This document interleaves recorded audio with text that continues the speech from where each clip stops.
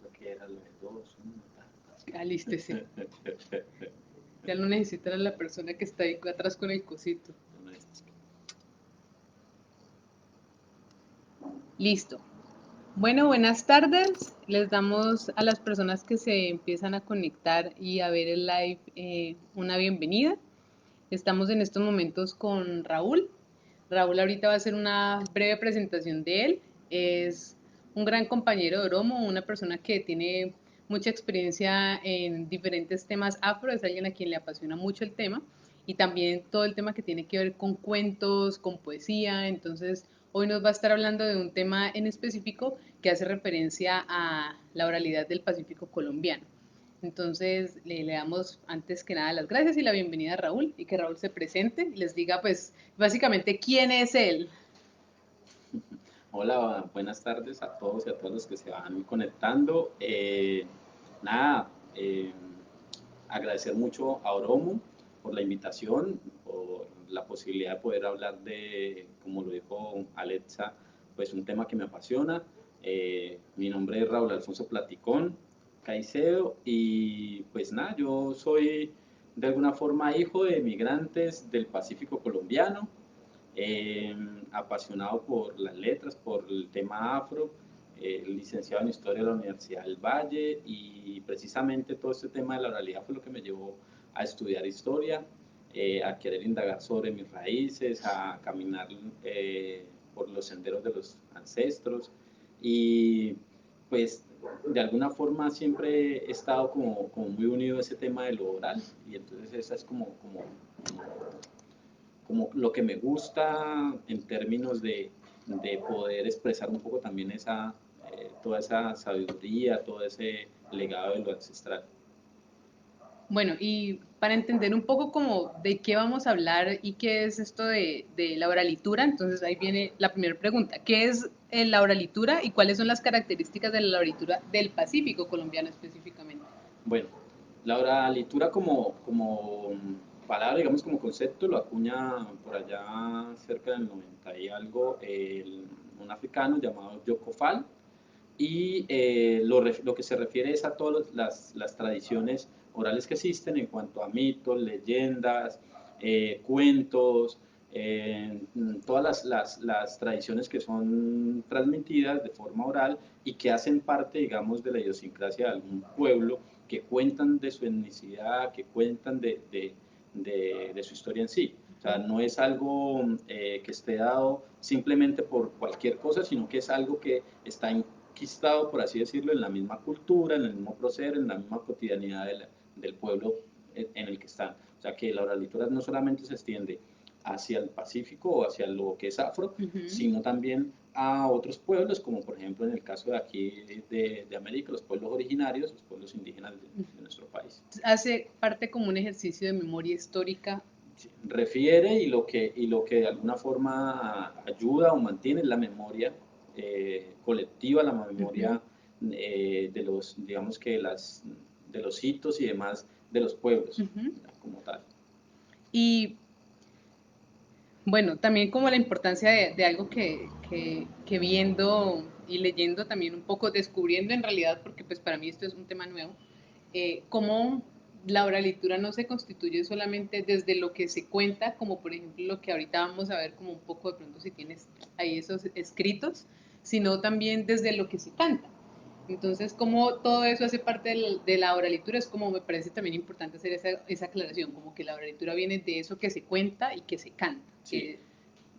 Digamos que en el Pacífico colombiano, por la influencia, digamos que esto es herencia, es fuente, la fuente es África, ¿cierto? Entonces la palabra es contada y cantada también, ¿cierto? Entonces, en ese sentido, pues la parte de la oralitura también se canta. En África los griots, por ejemplo, son músicos y son los que cuentan las historias de su propio pueblo, ¿ya? Y lo hacen a modo de poemas que son cantados y que son, incluso está implícita allí la música, los instrumentos son importantes allí. Entonces, por ejemplo, hay un instrumento sagrado para los griots que es la cora. En otros casos, como en Burkina Faso, también está el balafón. Entonces, que es un ancestro de la marimba. Ujú. Entonces, la palabra puede ser contada, pero también puede ser cantada en el Pacífico colombiano. Entonces, allá tenemos, por ejemplo, en ese sentido está la música como tal, el currulao y todos sus ritmos, ¿cierto? Cantados, tienen que ver con eso de la palabra cantada, de los arrullos, y que hacen parte, digamos, del ejercicio de lo que recoge la comunidad para contar la historia de su propio pueblo. A mí me genera también como la inquietud un poco de escuchar eso, porque yo creo que sobre todo ahora que un poco este tema de la música que escuchamos a través de artistas y grupos que son ya muy reconocidos, términos como por ejemplo el arrullo se empiezan a volver mucho más comunes y se escuchan más de lo que quizás se podían escuchar mucho antes.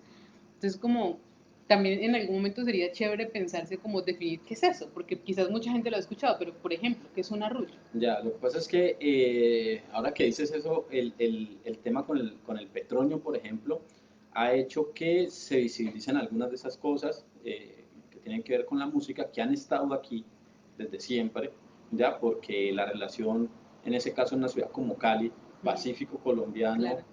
Cali, pues ha sido Sí, desde siempre, ya, y esas músicas han estado desde siempre, que se hacen parte de la cultura y de la expresión incluso religiosa de los afrodescendientes, ¿cierto? Han estado aquí en la ciudad subyacente. Y hoy quizás se ven un poco más precisamente por lo de las agrupaciones nuevas, se ven un poco más también por el tema del Petronio, que es un festival que ha crecido muchísimo aquí en Cali, que se ha vuelto ya un festival también de referencia, quizás el festival de referencia de música del afrodescendiente, quizás de los más importantes en la misma Latinoamérica. Entonces, pues eso hace que hayan unos términos y unas cosas que estén circulando, pero como vos decís, pues no siempre se sabe. Es un arrullo, es un canto, ya que al que también se le llaman los alabados, ¿cierto? Entonces, es un canto que en el Pacífico se puede utilizar para varias cosas. Generalmente, como te digo, está asociado a lo religioso y invoca, por una parte, cuando se hacen los chigualos o los gualí en Chocó, eso es como la muerte, a eso se le llama también la muerte alegría, que es cuando se muere un niño menor de 7 años, entonces es un angelito y se le cantan arrullos, ¿ya? Y esos arrullos son una plataforma, como decir, una plataforma de lanzamiento para que el alma del niño pueda pasar directamente al cielo, porque como son niños que no tienen, están libres de pecados, pasan directamente al cielo. Ya se vuelven angelitos. Entonces, esa es la plataforma de lanzamiento. Con el arrullo se lleva hacia allá, se eleva. Pero con el arrullo también se baja, en el sentido de que se baja a los santos, por ejemplo, a los santos se les arrulla, ya se les canta. Y esa es una manera de bajarlos, digamos, más a lo coloquial. Y pues eso hunde sus raíces en un ejercicio de lo africano, de ver el mundo bajo, y los dioses de alguna forma en África eran cercanos a la gente. Entonces, cuando aquí sucede la equiparación de los dones digamos que la religión católica impuesta, más el ejercicio por así decir, de lo que se traía de África, pues en esa equiparación se generan cosas como que, bueno, los dioses menores son parecidos a los santos, sí. Entonces a los santos hay que bajárselos y hay que colocarlos terrenal porque están por allá en el pedestal. Entonces, esa es una manera también. Entonces, una fiesta, y cuando se hace la fiesta y se le cantan los arroyos al santo es para bajarlo, para tenerlo cercano, por ejemplo. Ok, listo. Y como, como nombre o como inicio al título pues, de esta actividad, nosotros hablamos de conjuro. Entonces, la pregunta es, ¿por qué en este espacio hablamos de conjurar la palabra contada? ¿Y cómo se relaciona el conjurar con la oralidad? Cuando hablamos de conjurar, de alguna forma estamos aludiendo a llamar poderes, por así decir, espirituales fuertes para poder contar. Y hacemos alusión a esto porque también en el ejercicio, digamos, africano es muy importante el ancestro, es muy importante, por así decirlo, quienes ya pasaron, quienes ya estuvieron, los espíritus que subyacen en la misma naturaleza y demás, ¿cierto? Y es una forma, conjurar la palabra es una forma de llamar a eso para poder hacer la parte del cuento. Entonces, quien cuenta, quien canta, conjura de alguna forma la palabra. Ya llama a eso poderoso que está atrás de uno, porque uno no llega a este tipo de cosas simplemente porque, sino que uno es heredero de una cantidad de cosas que recorrieron una travesía larga para llegar hasta el aliento de uno. De alguna forma uno conjura entonces la palabra para poder contarla. Ok. Bueno, ¿y cómo y en qué contexto surge la oralitura del Pacífico colombiano, que un poco lo tocaste ahorita, y cómo se ha transformado en el tiempo, con las generaciones y las tecnologías, cuando gran parte del testimonio que se transmite en la historia oral depende justamente de la memoria? Muy bien, bueno, habría que, lo que quieren decir, por ejemplo, en el caso del Pacífico colombiano, y bueno, en el caso del mundo en ese sentido, ¿cierto? La cuna de la palabra en sí está en África. Allí es donde nuestros ancestros comienzan a utilizar el lenguaje, ¿cierto? Y entonces allí está la cuna y el contar. Cuando los europeos llegan e interrumpen el ciclo histórico, ¿cierto?, que viene teniendo África, hacen el proceso, digamos, de irrupción en esa historia, y es que África había tenido dentro de su proceso histórico unos desarrollos bastante importantes y habían unos reinos, habían unas organizaciones importantísimas, incluso unos habían surgido, cuando llegaron ellos ya habían desaparecido y habían dejado su legado, y habían otros que estaban en ese momento y que eran esplendorosos. O sea, es decir, cuando los europeos llegan a África encuentran unas ciudades en realidad esplendorosas, en un tiempo donde ellos incluso han pasado por una situación en la que no habían pasado muy bien. A ellos incluso tratan de llamarle a ese momento oscurantismo, precisamente, ¿ya?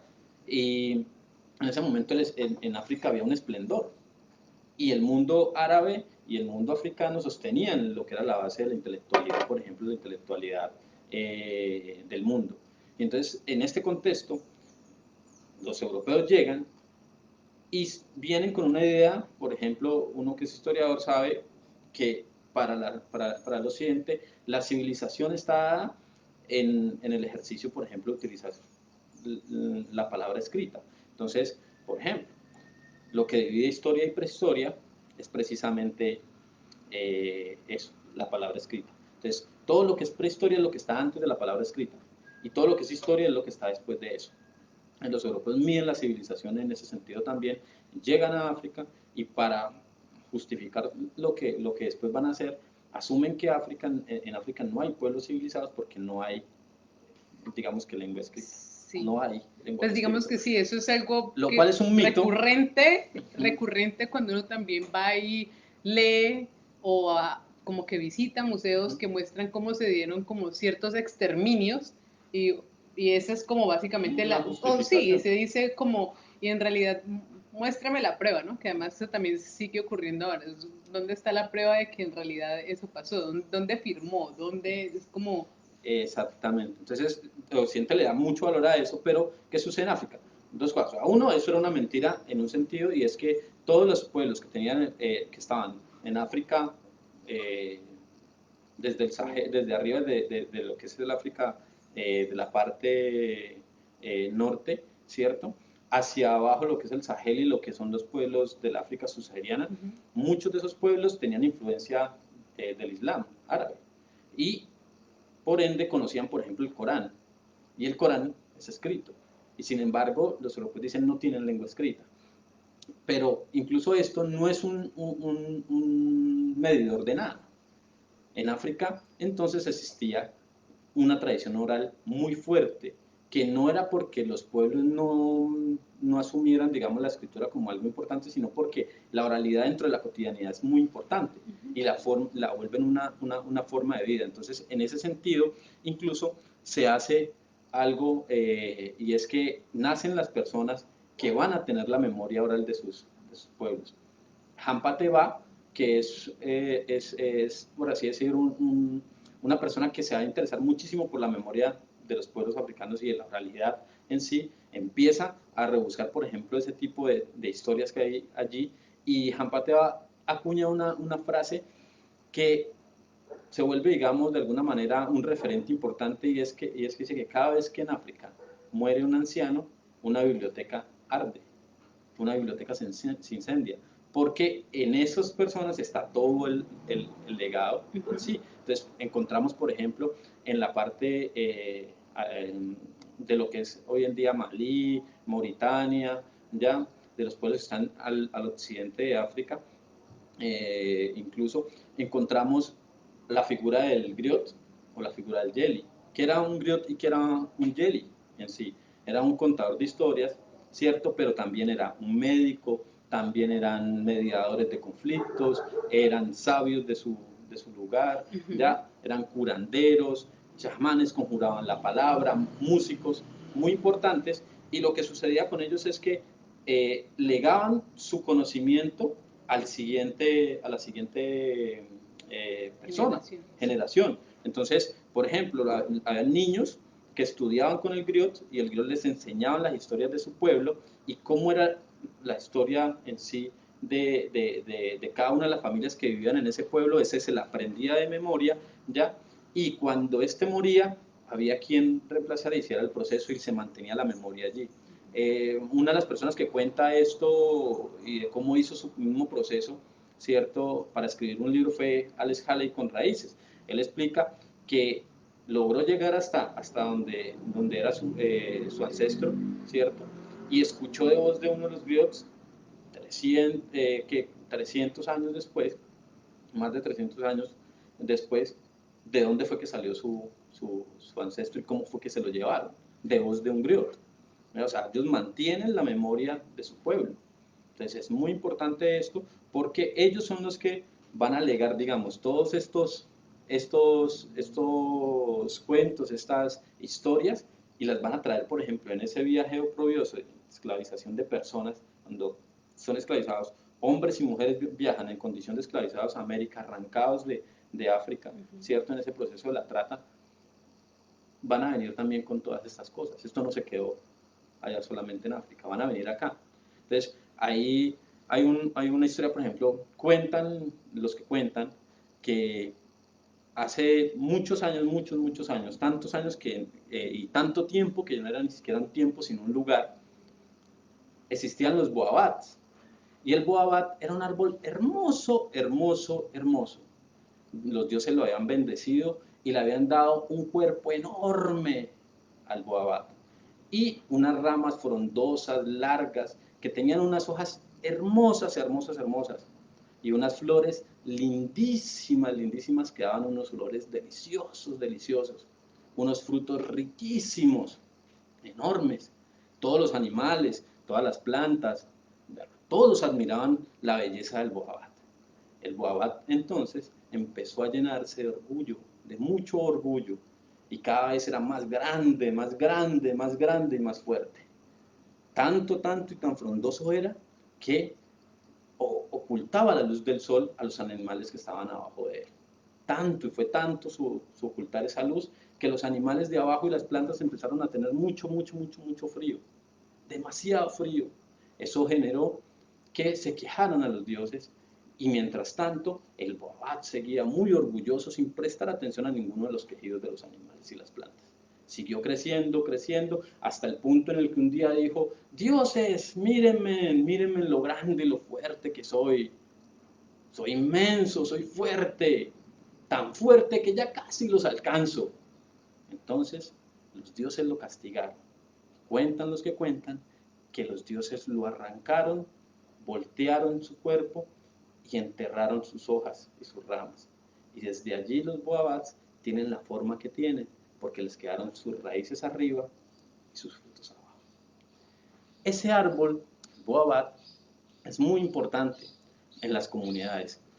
Encontramos, por ejemplo, en estas regiones de África, está el baobab, está el iroko, ya que son árboles grandes, fuertes, ¿cierto?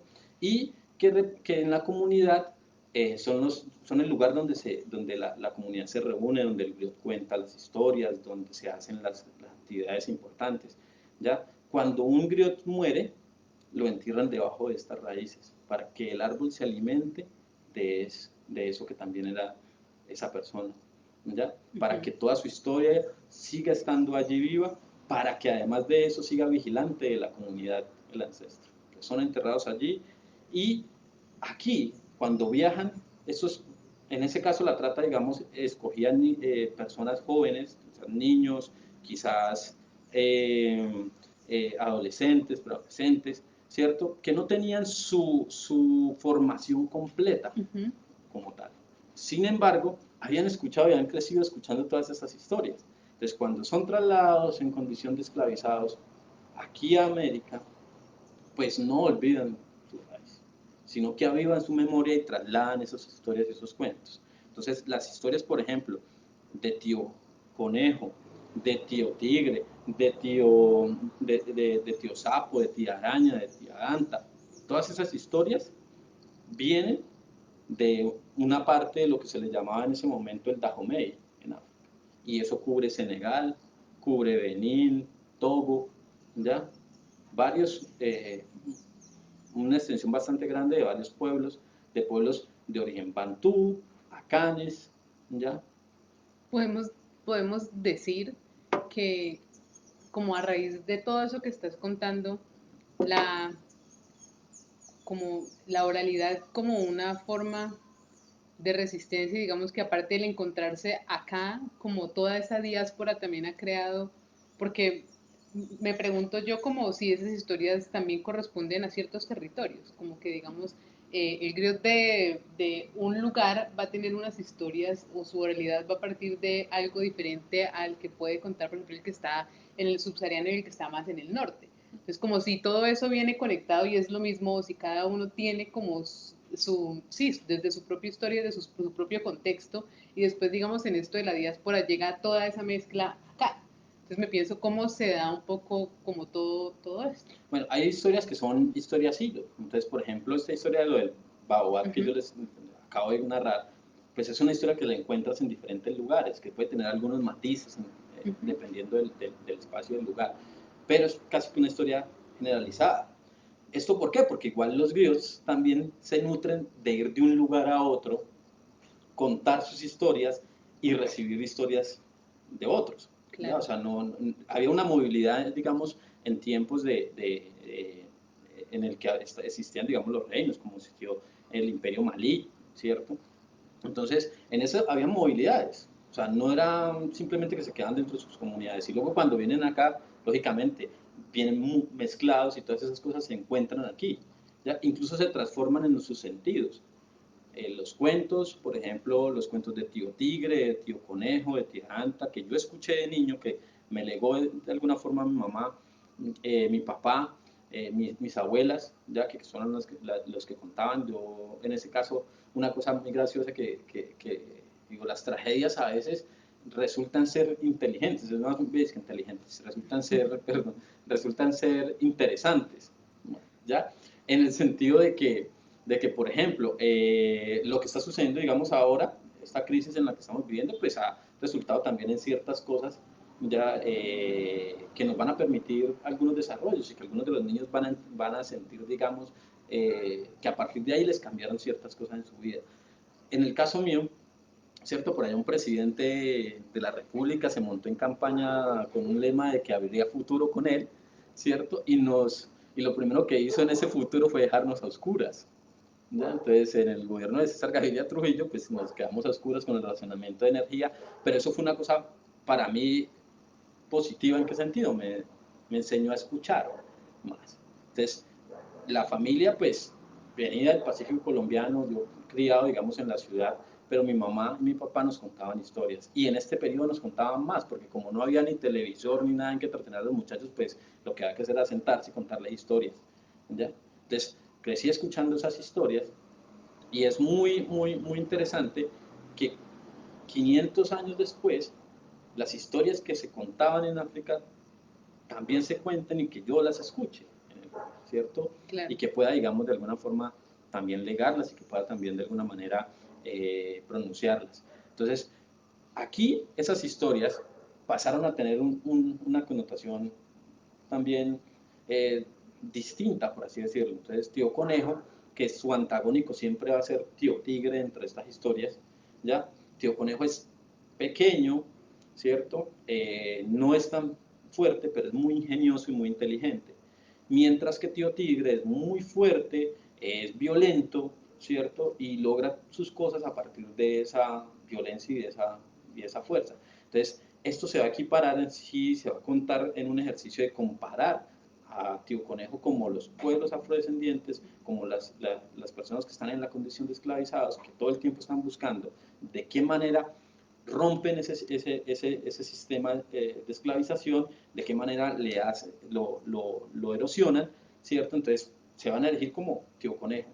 Y al fuerte violento del cuento lo van a poner como el ejercicio del amo. Entonces es una manera también de burlarme, es una manera también de sacarme esas cosas, ¿cierto? De colocarlo allí. Los ingeniosos somos nosotros y ellos son los violentos, los que que tienen oprimen. que usar la fuerza exacto. para... Es muy en ese sentido y aquí van a significar también ese tipo de cosas. Bueno. Y pues se traslapan en el tiempo, pues sí, van a ir cambiando, o sea, las historias cambian. Yo incluso me encontré mirando unas cosas allí, por ejemplo, en las fábulas de Tamalameque, que recopila Manuel Zapata Olivella, ¿cierto? Son la recopilación de las historias en el Caribe colombiano, ¿ya? Y esa misma historia yo me la encuentro dentro de las narraciones de un amigo en Ecuador, en el Valle del Chota, ya que es un lugar donde hay comunidad, asentada comunidad afrodescendiente bastante fuerte. En Ecuador son dos los lugares así muy fuertes, muy parecidos, digamos aquí, son el Valle del Chota y Esmeraldas, ¿ya? Más hacia el Pacífico. Entonces, el del Chota cuenta, por ejemplo, la misma historia, pero en dos versiones distintas. O sea, manejan el mismo, por así decirlo, asunto y es, ¿por qué Tío Conejo tiene las orejas largas? Les cuentan, ¿ya? Que hace muchos años, muchos años, mucho tiempo, Tío Conejo asistió a una reunión, ¿cierto? Y en casa de Dios reunió a los animales. Y el conejo aprovechó para hacerse en el lugar, ponerle atención a los animales que se habían invitado y vio que los animales que estaban ahí eran todos muy grandes, muy fuertes, portentosos. Entonces el conejo decidió aprovechar y decirle a Dios, y se le acercó así, dicen los conejos, se le acercó a Dios y le dijo, Diosito, pero es que vea usted con toda esa inteligencia que me dio a mí, con todo lo ingenioso, y me dejó en este cuerpito.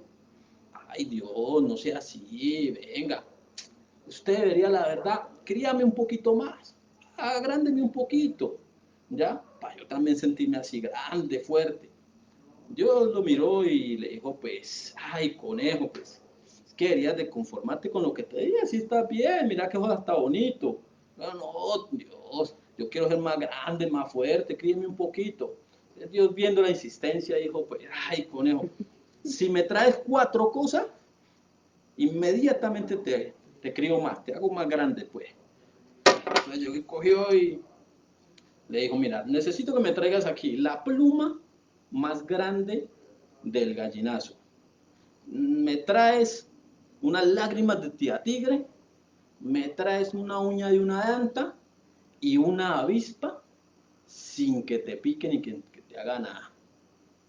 Cuando le dijo, eso nomás, Dios, eso es breve. Claro, Diosito, espéreme que, vea, mejor dicho, hoy mismo le traigo las cosas. Cogió, se fue con eso ahí para abajo. Apenas llegó allá a un valle así un clarito que estaba, cogió ahí, se echó y se hizo el muerto. Ahí quedó, tapiado ahí. Venía entonces inmediatamente llegó tío Gallinazo y tío Gallinazo dijo, ¡ay, un cono está muerto, güey! Y empezó a dar la vuelta, vuelta y vuelta y vuelta y llegó a quererle meter el picotazo y cuando le fue a pegar el picotazo, Conejo le levantó de una, ¿qué pasa, tío Gallinazo? Y pácate, le jaló una de las plumas largas de las alas. Y el tío Gallinazo, ay, ¿cómo hay que estaba muerto, compadre? Qué pena, tío, yo no sabía. Pues se fue, pues, apenas cogió Gallinazo por un lado, cogió el conejo por el otro y dijo, ya tengo una, fácil fue esta, y la metió en su bolsita. Siguió caminando y dijo, bueno, ¿y ahora cómo hacer para donde tía Tigra? Y se fue, camina que te camina en el bosque, camina que te camina a buscar la guarida de la tía Tigra. Cuando yo la guarida de la tía Tigra, y cogió y te entró y se hizo el que estaba llorando. Tocaba la puerta. tía Tigra, tía Tigra, ay, usted viera, tía Tigra, ábrame, tía Tigra. Tía Tigra, toda asustada, ¿qué pasó, conejo, qué pasó? Ay, tía Tigra, ¿tú no has dado cuenta? Ay, mi sentido pésame, tía Tigra. ¿Cómo es que mi sentido pésame? ¿Es que qué es lo que ha pasado? No, tía Tigra, usted no ha dado cuenta que mataron a tío Tigra allá en el bosque, usted viera, ay, no. ¿Cómo así que mataron a tío Tigre? Sí, a tío Tigre. Y se puso a chillar tía Tigre. Y el conejo bien, haciéndose bien morrón, güey. Ay, pobrecita tía Tigre, le daba golpecitos en la espalda. Pobrecita tía Tigre. Ay, baja lágrimas. No, eso no se puede desperdiciar. Sacó un tarrito y echó las gotas de las lágrimas de tía Tigre y pum, lo metió en su bolsita y salió disparado de ahí para allá. A buscar la siguiente. Entonces se paró frente a un palo allá de Guayacán bien fuerte. Y dijo, ¿y ahorita cómo hago para tirar anta? Ya se cogió una hacha y pácate, le sacó 2 pedazos grandes al Guayacán. Y dijo, ya va a ver que tira tanta helada de que ya muele de madera, peribera. Y se hizo ahí y empezó a hacerse así en las uñas esperando que pasara tía Danta. Cuando pasó tía Danta le dijo, ay tía Danta, vení para acá, ve tía Danta, venía, mira de poco de madera que saqué con mis propias uñas, ve. Tía Danta, vos sacaste esos conejos ahí, conejo. Sí, tía, vea, solo con las uñas, vea, que hoy vea, fuerte, macano. Aquí usted no es capaz de sacarle a este Guayacán más madera de la que yo saqué. La tía Danta, ¿qué? ¡Ja! Y yo, y es buenísima para eso. Y yo, y pácate y tenga. Se dio tan duro en ese palo que le cayó la uña de la pezuña. Entonces tío conejo, ay tita, le cayó la pezuña, pobrecita, la Danta, ay hijo de madre. Yo, ay, venga, yo me quedo con la uña como recordatorio que yo le gané. Yo, pa. Y mientras tía Danta iba a ir para allá cogiendo y llorando, conejo cogió corriendo a buscar a la avispa. Llegó a la avispa, a buscar a la avispa, y entonces dijo, ahora cómo le hago a la avispa. Ya sé, ha sacado un cuenquito, ¿ya? De calabazo, y le ha dicho a la avispa, avispa, vos que vos dices que avispa y todo el cuento, ve, mira, ¿a qué no sos capaz igual que yo de meter el dedo? Mira, yo meto el dedo aquí y lo saco y no me pasa nada. ¿A qué vos sos capaz de meterte ahí como yo meto el dedo? Y la avispa, ve, que no soy capaz, espérate y verás nomás, o facilito, y para, se metió. Y pum, le puso un tapón al calabazo y se fue el conejo de ahí para arriba, donde yo, ay, ya tengo todas las cosas. Y llegó antes de que cayera la noche allá. Diosito, mi Dios, ve, papá Dios, vení, ve, ya te traje las cosas que me pidiste, ve, aquí están. Y empezó a sacarlas, y Dios empezó a mirar que no había traído todo. Ve, conejo, ve, yo no pensé que usted era capaz de traer todas las cosas y tan rápido. Ay, conejo. Y el conejo, sí, papá Dios, es que yo necesito que me críe, ahora sí, críame más, pues, críame más, todo ambicioso, tío conejo. Y yo me cogió Dios y lo agarró en las orejitas y lo cogió y lo sacudió y claro, se le estiraron las orejas. Y dijo, ahí está ya conejo, ahí ya te crié un poquito. Y yo, para que dejes de ser ambicioso, quédate como estás. Y desde ahí, tío conejo tiene las orejas largas. Y colorín colorado, te cuento se acaba. Bueno, yo creo que lo lindo es eso, es poder escuchar también como eso que, de lo que hablas, porque cuando hablamos de, pues sí, de la oralidad, como ya dijimos que abarcamos muchas cosas y este tipo de cuentos que además, y yo creo que eso es lo lindo, o a manera personal es una de las cosas más lindas que hay, es el poder eh, entender que los cuentos se suelen asumir como para niños. Entonces, los cuentos se le cuentan a los niños. Pero entonces el poder ser parte como de esa oralidad, uno cuando ya está grande es una de las cosas más lindas porque uno lo disfruta, es como no es una cosa que sea solamente asignada para un rango de edad específico, es como Sí, también... en el Pacífico, fíjate que pues la gente lo escuchan grandes y lo escuchan niños y escuchan las mismas historias incluso. Entonces, un poco volviendo al tema anterior, esto es una versión un poco más de lo que es las fábulas de Tamalameque, pero en Ecuador, en el Chota, está la misma, pero tiene una diferenciación y es que estamos hablando de que incluso eh, lo que tiene que ir a coger el conejo es otra cosa. Entonces, para que lo puedan hacer crecer, Dios lo que le dice en esa versión es que debe traer las cabezas de los animales más fuertes. Entonces, el conejo allá se hace un barbero y a partir de eso le va cortando las cabezas a todos los que necesita para poderlas llevar allá. Claro. Entonces, es de alguna forma la historia con el mismo tema de por qué tienen las orejas largas, ¿cierto?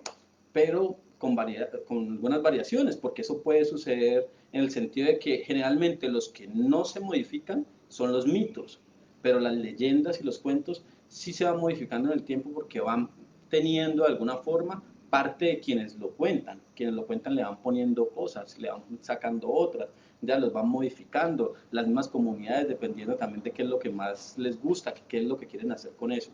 Los cuentos pueden tener muchas funciones que no solamente son en la parte, digamos, de la diversión, sino también funciones, por ejemplo, en el sentido de indicarle a los niños qué comportamientos deben de tener, o sea, pueden ser aleccionadores o a la misma gente. Entonces hay gente que cuando tiene estas historias y demás, le preguntas algo y no te lo responde, sino que te responde con un cuento, para que entendas de qué es que te está hablando, cuando se quiere enseñar algo, ¿ya?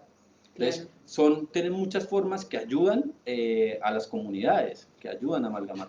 Una de las preguntas como justamente que nos pensamos un poco con el tema de la oralidad y el tema de que todo esto viene de una historia de muchos siglos atrás, era justamente eso, cómo se transformaban y yo creo que yo le di esa palabra porque fue la primera asociación que hice de un teléfono roto. Y era un poco como cómo era ese juego también de transmitir y transmitir, pero que en ese transmitir y transmitir se cambian y se transforman las cosas, pero digamos que una de las particularidades que a veces tiene el teléfono roto es que como tal se cambia el significado y se cambia el sentido de lo que se dijo inicialmente. Esto ocurre o digamos que puede que se transforme como vos decís, hay variaciones, pero el sentido o el significado sigue siendo el mismo, que yo no sé si quizás lo que se narraba hace 100, 150 años atrás sigue siendo como algo de ahora, y también cómo se incorporan las digamos, como novedades o las historias propias del contexto y de la época que también siguen siendo como algo nuevo, cómo se crea desde eso que se vive en ese presente, pero también cómo se empieza a transmitir y a vincular con lo que viene de atrás. Ya, lo que pasa es que, como te digo, estas cosas se van nutriendo de las mismas comunidades y entonces por eso uno encuentra variaciones de la misma historia, ¿ya? Sin embargo, el sentido casi que se mantiene dentro de lo que se requiere, por así decirlo. ¿Ya? Entonces son generalmente, los cuentos son para dar explicaciones a ciertas cosas, para, digamos, que dar lección, las que le contaba, por ejemplo, tiene que ver con aleccionar acerca de la ambición, hay otros que aleccionan acerca de la pereza, ¿ya? Por ahí hay una historia en las fábulas de Tamalameca hay una acerca de un burro que durante una asamblea quiere contar una historia acerca es una digamos que él quiere acusar al tío Tigre para que no se acuse al hombre que también está en la asamblea de ser el más malvado de todos, ¿ya? Entonces el hombre de alguna forma lo que hace es que le pasa al burro qué es lo que debe leer, y el burro está leyendo, ¿cierto? Y tío Tigre muy socarronamente con su cómplice que es la tía Zorra, ¿cierto? Le dice a la tía Zorra que vaya, ¿cierto? Y le rompa el papel y las gafas para que no pueda leer el burro, ¿cierto? Y entonces hace esto y termina de alguna forma poniendo en evidencia, digamos, al burro frente a todo el mundo, de que es muy burro, que no puede leer, que no sabe ni siquiera leer y todo el cuento, pero aparte de eso le dice, mire, usted tanto que quiere defender al hombre y todo el cuento, y mírese las cosas que usted tiene, las lesiones que tiene en la espalda de los garrotazos que le da el propio hombre, ¿ya? Y esto se contaba con un ejercicio, digamos, de alguna forma de una enseñanza de no se ponga a alabar a su mismo opresor, ¿ya? A quien lo oprime, no alabes a quien te oprime, ¿no? Entonces, tienen connotaciones muchas veces de enseñanza o puede ser simplemente un ejercicio por así decir, de entretener, que habla sobre todo de lo que son las personas en sí. Por eso no son siempre los mensajes positivos, por así decirlo. ¿Por qué? El ingenio, digamos, también y la inteligencia de Tío Conejo también le da a veces para ser malvado, ¿ya? O es malvado a veces el tío Tigre y gana en las contiendas y todo el cuento, porque lo que te está mostrando y esa personificación en realidad es, de alguna forma, digamos que la animalización de los mismos comportamientos humanos. Entonces le colocó el nombre del animal, pero es el comportamiento de los seres humanos y hay que mostrar que eso es lo que somos. Claro. ¿Ya? Entonces, por ejemplo, hay otra historia en las fábulas de Tamalameque, ¿cierto? Donde el tío Conejo dice que le dio por ser zapatero. Entonces, llegó tía Cucaracha y le pidió unas babuchas. Le dijo, tío Conejo, vos estás haciendo zapatos y te cuento, vení, me hace unas babuchas que necesito para el Día de la Gloria. Entonces, sí, sí, claro, venga, déme la plática por adelantado, tío Cucaracha. ¿Ya? Y yo el sábado le tengo ya listo eso. Y efectivamente, tía Cucaracha dijo, le pagó y te cuento. Y el conejo le dijo lo mismo a tía Gallina, le dijo lo mismo a la tía Zorra, le dijo lo mismo al tío Perro y le dijo lo mismo a tío Tigre y a la tía Mona. Y a la tía Mona le dijo, usted está necesitando zapatos, pero véngase tempranito. Yo la necesito que esté aquí, mejor dicho. Apenas salga la luz del sol, usted esté aquí, para poderle pasar a usted sus zapatos. Y tía Mona, precisito, llegó ese día sábado tempranito, allá a la madriguera. Le tocó la puerta a tío Conejo y le dijo, tío Conejo, vea, yo ya vengo por mis zapatos. Y tío Conejo dijo, estos ya casi están listos, pero mientras los voy alistando, hágame usted un favor, súbase allá ese árbol grandote que usted ve allá, ese árbol grandote, subas ahí y me va avisando, mire el camino y me va avisando quién va llegando. Efectivamente estaba el conejo allá cuando desde allá la tía Mona, ¡ayú! ¡Tío Conejo! ¿Qué ahí viene? Tío Conejo, ¡ayú! Tía Mona, ¿cómo quién viene? Dígame cómo es. Y allá le dijo la tía Mona, es que esa es aplanada como una chancleta y viene corriendo caminandito ahí. Y negra. Le dijo la otra, tío Conejo, dijo, esa es tía Cucaracha, déjela venir. Tío Cucaracha llegó allí, vea, tío Conejo, que vengo por mis babuchas. Tío Conejo dijo, pues venga, hágase aquí, sénteme aquí un ladito que ya casi está. Entonces, mientras yo la voy terminando, usted me sienta ahí, espérenme un ratico. Más había terminado el conejo de decirle eso cuando ya tía Mona desde allá, ¡ayú! Tío Conejo, vea que allá viene quién, descríbamela.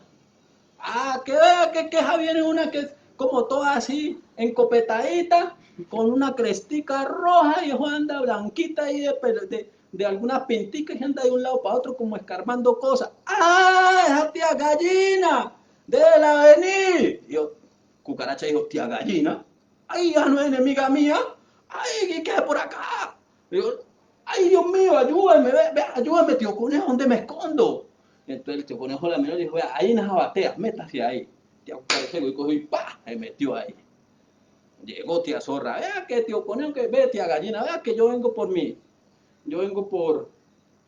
zapatos y todo el cuento, tío Conejo. Sí, espéreme, ya entré un tantico, espéreme, aquí siéntese ahí, que yo ya los termino y se los paso. De repente volvió tía Mona allá, tío Conejo, vea, que allá viene otra. ¿Y quiénes vienen? Que escríbamela. Viene una que tiene la naricita así, que larguita, que tiene la cola así enchurruscadita para arriba, con el culo arriba, el rabo, y camina así ligerito. Tía Zorra, hágala venir. Tía Zorra, dijo la gallina. Ay, tío Conejo, ¿cómo hay que tía Zorra que hay por acá? No es mi enemiga. No, tío Conejo, vea, aguárdeme, ¿a dónde me escondo? Yo, tío Conejo, vea, allí me está debajo de la batea. Apenas tía Gallina abrió la batea, encontró a la cucaracha y pácate, de un zarpazo se zampó a la cucaracha. Se metió a la batea. Vino tía Zorra, pasó exactamente lo mismo con tía Zorra. Tía Zorra se comió a tía Gallina. Tía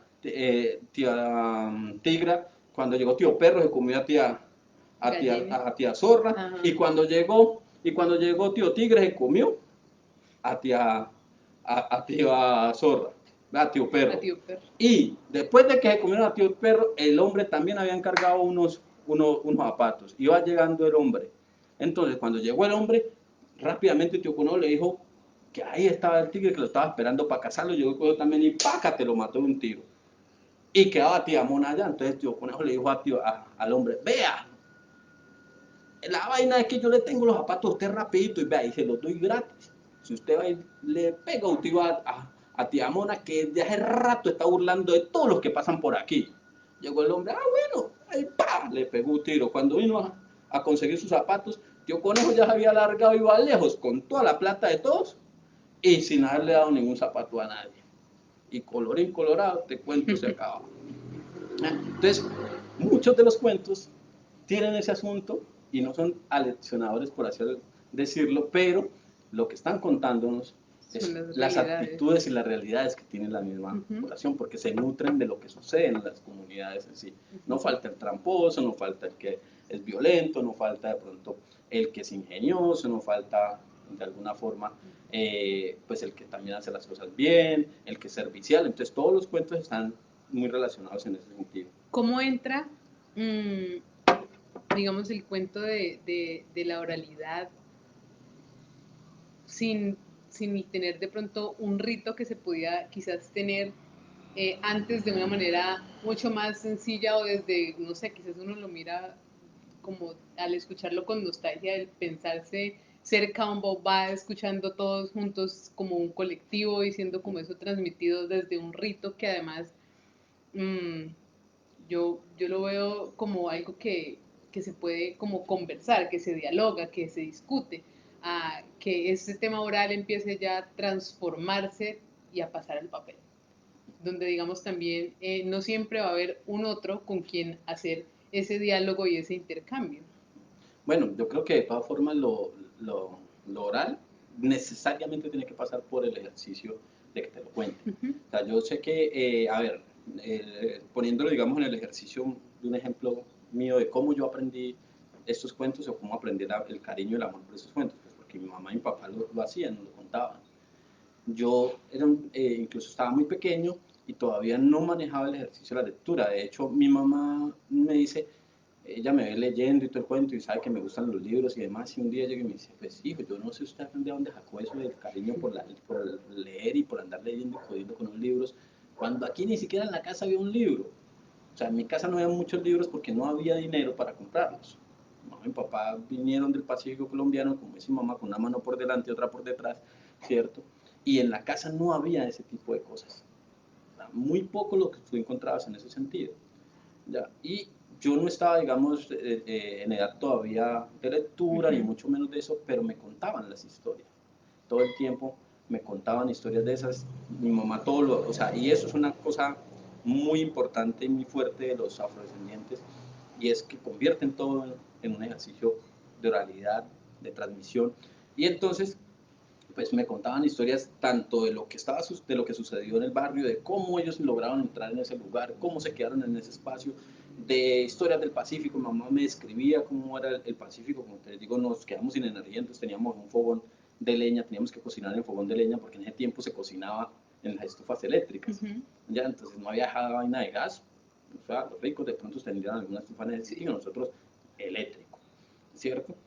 Y como no había electricidad, pues tocaba hacer fogón de leña, con eso candela, ¿cierto? Y mi mamá, mientras estaba haciendo eso, me contaba cosas. Yo me sentaba, siempre estaba muy sentado al lado de ella, en la cocina, cuando ella estaba haciendo su oficio y sus cosas, y ella me contaba historias. Entonces me describía cómo era el Pacífico, porque yo no conocía en ese momento. Y debe pasar por ese ejercicio oral. Cuando ella me hace esa pregunta, me dice, ¿usted a dónde sacó ese gusto y ese asunto? Yo le digo, mamá, pues es una cosa muy sencilla. ¿Verdad? Yo escuchaba las historias que ustedes me contaban y luego, cuando tuve la oportunidad de ir por primera vez a la biblioteca, descubrí que había libros. ¿Ya? Y que en esos libros habían historias como las que usted me contaba. Entonces ahí yo tuve el ejercicio, digamos, de decir, vení, si aquí también hay esas cosas que me divertían, si aquí también hay esas cosas que yo aprendía, pues chévere, voy a empezar a hacer el ejercicio de leer. Entonces la lectura escrita la obtuve solo, y el amor por eso la obtuve solo cuando pasé por el otro proceso. Entonces yo creo que si está escrito, lo importante es leérselo a los niños.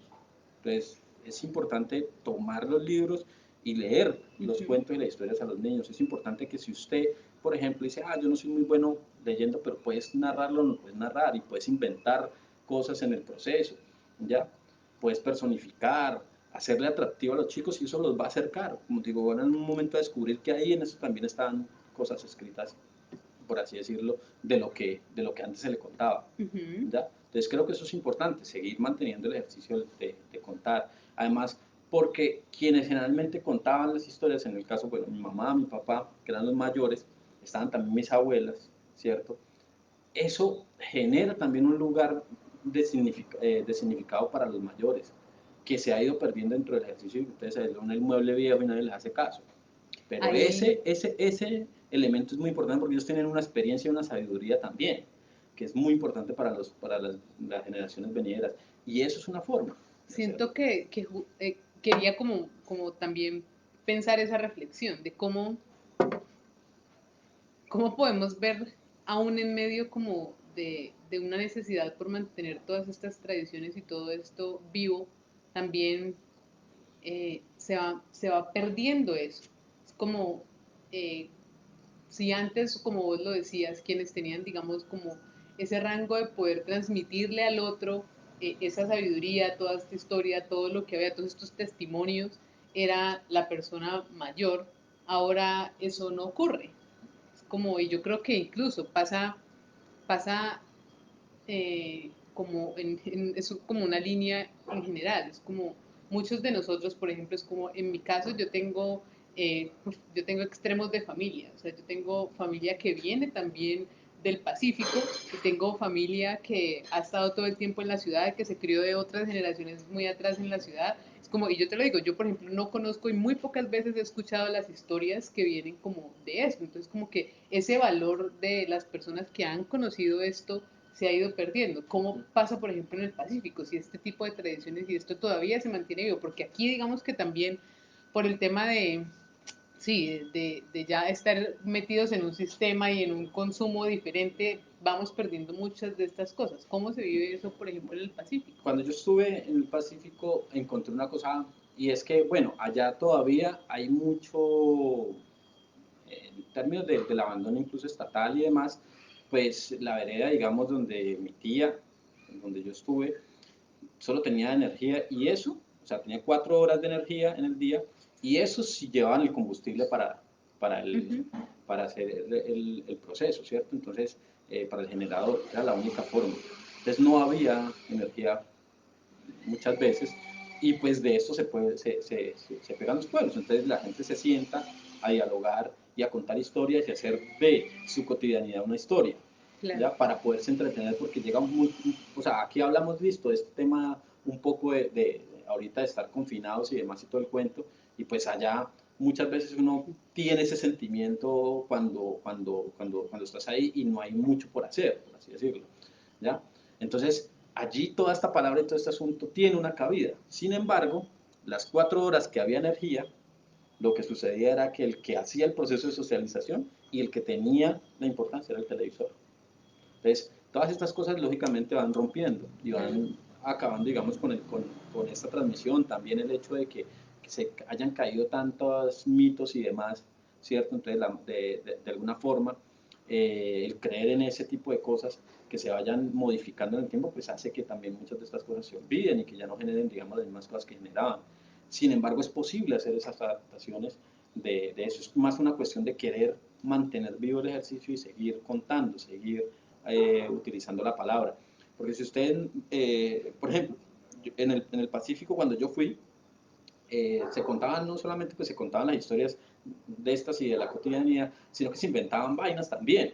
¿Sabes? Hubo un momento en el que eso rompe con los osos de la cotidianidad y es que hablaban de que allí en el lugar que habían visto un caimán, un cocodrilo, decían incluso, que era un cocodrilo y que el cocodrilo estaba saliendo de noche a cazar gente y todo el cuento, que mucho ojo y toda la vaina, nadie conocía si había o no habían cazado a nadie, pero era la historia y además lo poco probable de un cocodrilo en estas zonas. ¿Por qué? Pues es una zona donde el agua es salobre, es decir, es parte cerca del delta del río, entonces los ríos suben con la marea también porque entra agua de mar y el agua no es dulce, sino que es entre dulce y salada. Es una mezcla de las dos. Entonces las posibilidades de que un cocodrilo esté en este lugar donde no hay caimanes en realidad, donde lo que a eso le llaman tulicio, que es un caimancito un poco más pequeño, de que hayan caimanes o cocodrilos, como incluso la gente Que pues, se coma que se coma, es cada muy probable, noche a... y sobre todo también de dónde venía, ¿no? Entonces la gente decía que venía de la isla Gorgona, que queda ahí al frente de Nariño en ese sentido, entonces que tiene que atravesar el mar, el cocodrilo para poder llegar hasta ese lugar. Es muy difícil, ¿cierto? Una posibilidad muy difícil. Sin embargo, rompe la cotidianidad, la gente empieza a sacar historias que a fulanito de allá tal le pasó tal cosa con el cocodrilo, que el cocodrilo lo vieron en tal lado, y eso rompe y pone a la gente en un estado, digamos, de alerta, además, y de todo el cuento, que rompe esa cotidianidad que a veces puede ser sosa, como te digo, un poco. Y una cosa muy interesante también que decía, están en los cuentos y todo esto, pero también hay una producción que es todo lo que es fantasmagorías del Pacífico, ¿cierto? Que tiene que ver con lo de la tunda, el Rivier, el Maravedí, que son todas esas historias que asustaban, que ponían, que daban miedo de alguna forma, ¿cierto? Y que sí tienen una vaina de control social muy marcada. Y por ejemplo, mi mamá, que era una cosa muy loca, yo creo o sea, mi interpretación de esto ha sido, digamos, eso. Mi mamá nos contaba historias de la tunda, fue uno de los personajes que más escuchamos dentro de la casa. Y mi mamá era una señora que tenía que salir a trabajar junto con mi papá. Mi mamá trabajaba en casas de familia y mi papá era maestro de construcción, entonces se tenían que ir muy temprano en la mañana y nos quedábamos los tres hermanos en la casa. Mi mamá utilizaba las narraciones de la tunda quizás en un ejercicio pensando que esto podría ayudar a que nosotros no nos saliéramos de la casa, a andar vagueando afuera, ni abriéramos la puerta a cualquier persona. ¿Cuál es ¿Ya? esa historia? Entonces, no, pues mi mamá nos contaba la historia, por ejemplo, de Checho, que es alguien de la familia, y a Checho se lo llevó la tunda. ¿Qué ¿Ya? hizo de mal Checho para que la tunda Nada, se lo llevara? Checho se fue a trabajar con un señor al monte, ¿cierto? Y estando allí en el monte, estaban cortando unas cosas, él le dijo al muchacho, el señor este le dijo al muchacho que él fuera cortando, mientras tanto él iba cortando y fuera cortando y llevando la leña hacia un lado, que él iba a hacer lo mismo en otro lado de ahí el monte. O sea, ya es una cosa impresionante lo del monte, porque a veces es tan tupido, tan cerrado todo el cuento, que por eso los gritos, por ejemplo, la yu tan largo y todo el cuento son claves para poder escuchar al otro, porque si tú hablas así no te van a entender. Ya toca hablar a los gritos, porque son distancias grandes, porque todo se ve igual y todo el cuento. Y Checho empezó a hacer lo suyo, y le apareció la tunda convertida, que esto era lo que mi mamá hacía, como te decía, ella se puede convertir en cualquier persona que usted conozca. Entonces, hombre se le convirtió en la abuela. Entonces le dijo, que la mamá Cipiana, entonces le dijo, le dijo que se fueran, que viniera, que se fueran. Y cogió al muchachito y se lo llevó. Y lo metió monte adentro. Y allá en la metida monte adentro, él se dio cuenta de que esta no era la abuela cuando ella empezó, por ejemplo, a hablarle cosas y hubo un momento en el que el otro señor empieza a buscarlo y ella lo desaparece de la vista del señor y le dice, no vas a contar, no vas a contar, no vas a hacer, no vas a callar. Y entonces el muchachito callado y ellos ahí en el palo y que el señor pasaba buscándolo y no lo veía. Lo habían montado ahí, ¿ya? Y ahí fue que él empieza a caer en su abuela, ¿ya? Y algo le dice, saca la mano y la pone en la cara, ¿ya? Y se lo va llevando, lo saca de ahí, lo lleva más adentro del monte y, dado ya una cierta hora, la tunda llega y se sienta, va y busca unos camarones, agarra unos camarones y coge dice él que un coquito más o menos de este tamaño, una ollita más o menos de este tamaño, mete los camarones ahí y se sienta sobre ellos y empieza a tirarse pedos para cocinarlos. Y los cocina a punta de pedos, luego saca uno de los camarones y lo ofrece a él para que lo coma. Y él no quiso comerse, le dio con la mano otra vez y pácate en la cara. ¿Ya? Y le dejó marcada la mano en la cara. Entonces ahí él se dio cuenta que era la tunda la que lo estaba llevando. Y si no es porque él no le recibió la comida, porque donde se coma eso lo que dicen es que mal lo hubieran tundado y que ahí sí no lo habían encontrado nunca. ¿Ya? Y entonces el otro señor empieza ya a sospechar que lo que le tuvo que haber pasado al muchacho es que lo cogido la tunda o algo y empieza a dar la huya. ¿Ya? Y la manera, a la tunda lo que cuentan es que a ella no le gusta que la insulten, no le gusta que le digan grosería ni nada, entonces te empieza a decirle, ay, güey, tanta madre, arrecha, desgracia, te ha llevado el muchacho, espérate nomás, y y ella le da rabia y no le gusta, entonces le dijo, vámonos de acá, y lo llevó más para adentro, ¿ya?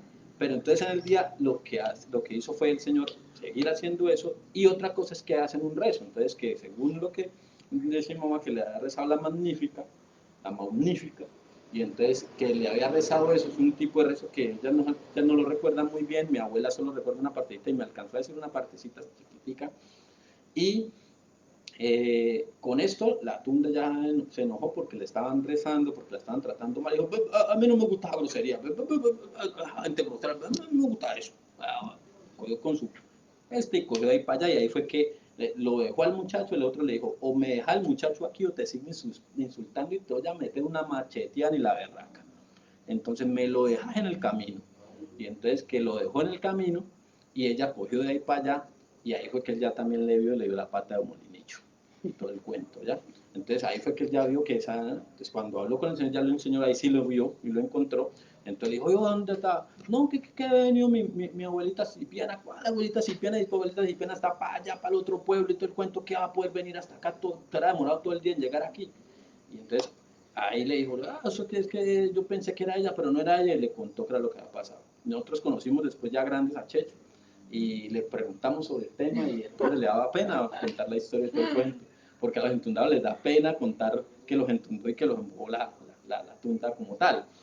Entonces esto funciona como un controlador. ¿En qué sentido? Que los muchachos y los niños no se vayan al monte y exploren o se metan en un lugar que es peligroso para ellos sin contar con las personas, pero también es un ejercicio de no se meta al monte a cortar donde no debe cortar el asunto. Se mantiene un equilibrio también natural. Lo mismo hace la Madre de Agua, el Riviel, lo mismo hace el Maravedí. O sea, Pero pienso en cómo tu mamá lo adaptó acá, porque entonces, claro, claro, digamos que aquí no hay monte, bueno, digamos cercano, no hay ajá, río como para que aparezca ni la tunda ni el riel, ni es como, entonces vos decís como, bueno, ¿y y ahí cómo sigue funcionando? O sea, entonces, ¿cómo? bueno, digo, con la caída, como te digo, de todo lo de los mitos, ahora es muy difícil decirle al muchachito, uno le dice el diablo y el muchachito le ríe, ¿cierto? Pero en ese tiempo nosotros sí todavía creíamos mucho en ese tipo de cosas, y a uno le acostaba más temprano y todo el cuento, ¿ya? Entonces mi mamá lo que nos decía era, ojo, yo me voy a trabajar, no le vayan a abrir la puerta a nadie, ni así se parezca a mí. Si se parezca a mí, tienen que hacerme preguntas, tienen que mirar bien que sea yo, pero ni siquiera si yo me voy, que yo salí para aquí a coger el bus y que al ratico estoy aquí que tocando la puerta, no me abran si no se fijan bien que soy yo, porque puede la tunda y la tunda los entunda y se los lleva. Los entunde los lleva. Claro, uno muchachito, ¿a quién le iba a abrir la puerta a uno? No, el primero que llegaba a hacer la tunda que viene por nosotros. Entonces, yo me imagino a mi mamá lo hacía en un ejercicio de tratar de quedarse tranquila, porque nos íbamos a quedar solos en la casa, mientras ella tenía que ir a trabajar en otra casa desde las 7, 8 de la mañana hasta las 4 o 5 de la tarde, Uh -huh. todo el día por fuera. Y nosotros volteando y teniendo que despachar. Mi hermana mayor tratando de ayudarnos a despachar a nosotros al colegio. Claro. Entonces, hoy en día es difícil todo el tema, pero sí puede servir, por ejemplo, un ejercicio de diversión, un ejercicio de contar estas historias para que los niños se diviertan. Uh Pues, -huh. se puede hacer y creo que es importante hacerlo. ¿Ya? Claro. Bueno, yo creo que vamos a hacer las últimas dos preguntas para ir un poco como cerrando. Mm, la, la pregunta es, ¿cómo desde la tradición oral y la memoria se pueden narrar hechos como lo ocurrido esta semana en Estados Unidos, esos hechos de violencia racial que han estado presentes pues durante siglos y que también pues en este contexto ocurren desde diferentes actores? ¿Cómo se narra eso en la tradición Pues oral? fíjate que incluso hay una cosa de la que no hemos hablado aquí, pues que son las décimas. Yo no hago décimas, pero pues lo que hago es narrar pues, historias y ¿Qué demás. son las décimas? Las décimas son un tipo que sí es un ejercicio incluso escrito y todo el cuento, que viene un poco de herencia de lo que utilizaban los españoles con los juglares y demás, ¿cierto? Y los afrodescendientes las adaptan también, y eso tiene que cumplir con unas reglas. Son 10 líneas, ¿cierto? Que se escriben, y son líneas que coinciden, o sea, tienen una gramática rigurosa y todo el cuento, pero en el Pacífico unos magos para hacer este tipo de cosas, ¿ya? Y ese tipo de vainas de décimas sí conservan muchísimo todo el tema de los acontecimientos, o sea, lo que sucede de una. Por ahí yo tengo un contacto en el, en el Facebook de alguien que, por ejemplo, trabaja la décima, que es un decimarrón, el hombre, la décima cimarrona, ¿ya? Y hombre escribe acerca de cualquier cantidad de cosas, de personas, de cosas que le sucedían. Cuando estuve ya en el Pacífico hablé con mi primo entonces hacía décimas, era decimero, ¿cierto? Y que incluso me decía, yo me gané un concurso donde regalaron un libro de fantasmagorías del Pacífico, ¿cierto? Un profe que él tuvo, de Glover, y de fantasmagoría se lo ganó a punta de una décima. Y la décima, lo que él me dice es que él, en la décima contaba las situaciones del colegio con sus compañeros, ¿ya? Y pues todos conocían de qué se trataba el asunto, entonces era muy jocoso para todos y lo apoyaron mucho. Entonces es como una especie de poema, ya elaborado, donde se cuenta la historia de la gente, tiene una manera de contar, una manera jocosa muchas veces de hacer las cosas, y allí se pueden contar todas estas historias, ¿ya? Entonces, y lo que te decía ahorita, la historia del cocodrilo, y se meten todas esas historias también Claro.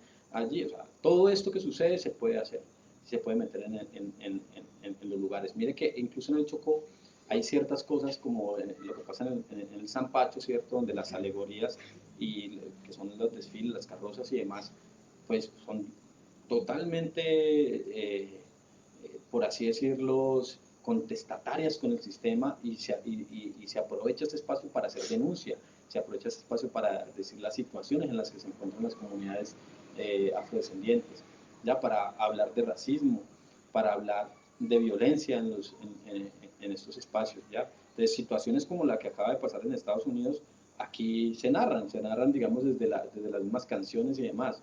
Entonces, hoy, por ejemplo, pillaba en el Facebook también de un contacto que traslapó una letra de una canción muy importante del Pacífico, la que dice: a Tumaco lo quemaron a la 1 y a las 2. Y él lo traslapó y le colocó: a Minneapolis lo quemaron a la 1 y a las 2. Y ahí nos va quedando, digamos, como todo ese ejercicio también. Entonces, la música, las letras de las canciones que cuentan la cotidianidad del pueblo, las décimas, los cuentos, todas las narraciones tienen toda la capacidad de mantener la memoria del Pacífico. Uno puede rastrear eventos a partir de esas canciones, uno puede de las canciones, a partir de las décimas, a partir de las mismas narraciones orales, ya se puede rastrear todo ese tipo de cosas.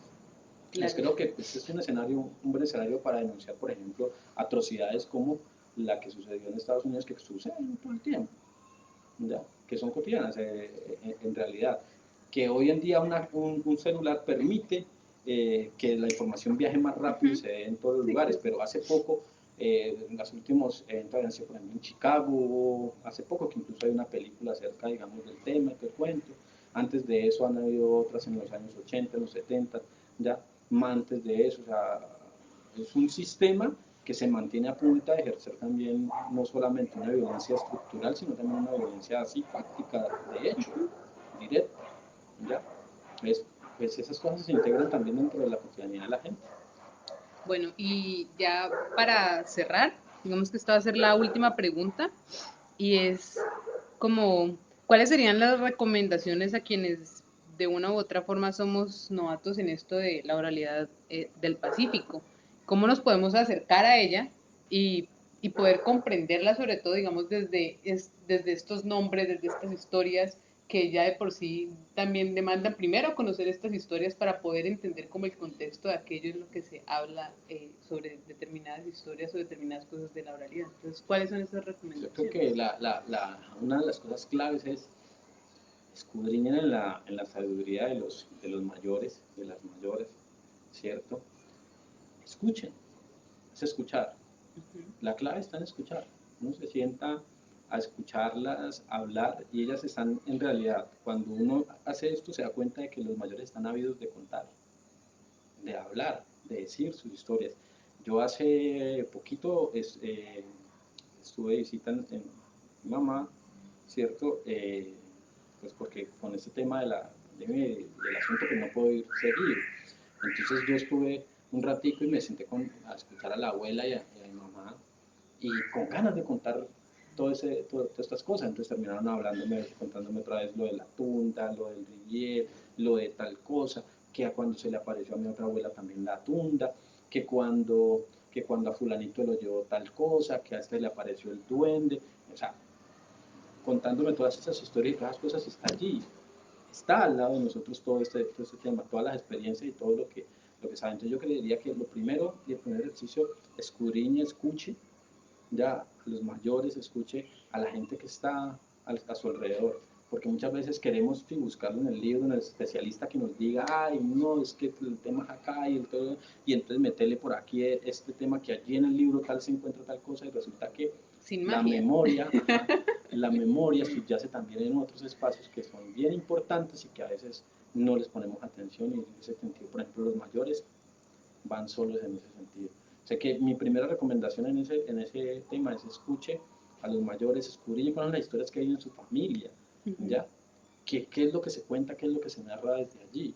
Eso me parece bien importante. Lo segundo, digamos, de alguna forma, sí es, bueno, te contaron una historia, pues vaya un poquito más allá de qué puede significar eso, por qué era importante para esa comunidad, qué se quería de alguna forma decir más allá allí. Ahí sí, busque, averigüe, indague en otros lados, pero inicialmente me parece que escuche, empieza a escuchar y a volver a sacar digamos, el niño que también se tiene muchas veces en eso. Entonces yo diría que importantísimo es.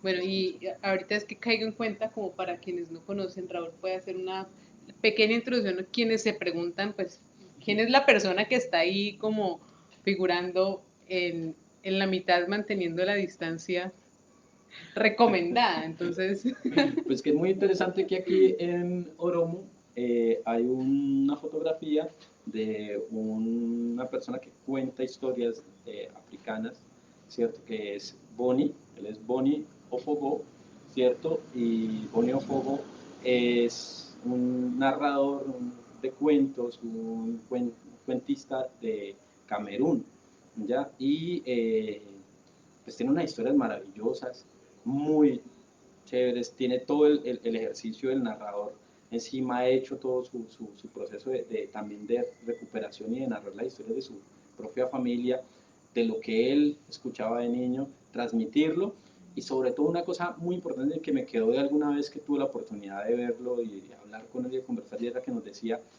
pues que África está mal contada.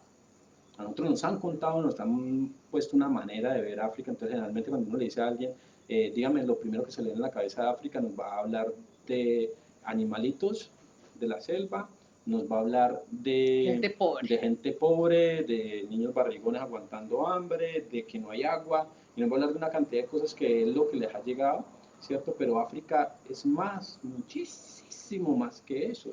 Ya, África es una cosa impresionante, desde el mismo ejercicio que tiene unos 52 países, ya mientras que, por ejemplo, América, para que lo comparemos, América del Sur tiene 10, ¿cierto? Más los 3 de por allá que están asociados a Europa, ¿cierto? Como Colonia, Surinam y las Guyanas. Pero son 10 naciones, ¿cierto? Mientras que África es un continente de 52 países, todavía con más de 3.000 lenguas en funcionamiento y demás. Entonces, hay una riqueza enorme, enorme, con una cantidad de años encima, ¿cierto? Es cuna de la humanidad, entonces estamos hablando de, si hablamos de historia de la humanidad, son más de 150.000 años de historia que hay en África. Entonces, él traslada, digamos, toda esa riqueza y todo ese bagaje aquí también para contar a África de otra manera. Entonces, eso me parece que es muy bonito en lo que hace Bonnie, y los cuentos son espectaculares. Búsquenlo por En YouTube. YouTube y van a pasarla muy bien. Tiene una manera muy chévere, muy bonita de contar y narrar las historias. Bueno, y ya terminando, gracias a Raúl, gracias por este espacio para pues poder acercarnos un poco como a toda esta experiencia que él ha ido adquiriendo y que es una cosa muy linda. Les recomendamos igual que así como él dice, tratemos de recuperar esto que de a poco hemos perdido y que busquemos personas como lo que hace Bonnie, como lo que hace Raúl también desde su personaje y desde diferentes experiencias que ha tenido. Sí, Y muchísimas gracias pues a quienes estuvieron aquí conectados, a quienes estuvieron viendo todo el conversatorio y bueno, buenas noches. buenas noches, ya nos estaremos encontrando ahí con el señor Serafín Jacinto Lucumío Coromina, que es el personaje. Y va a traer muchas más historias del Pacífico y la idea es que nos acerquemos a través de quienes todavía mantienen eso vivo a eso que hace parte de, como ya lo dijo Raúl, nuestra historia. Y gracias.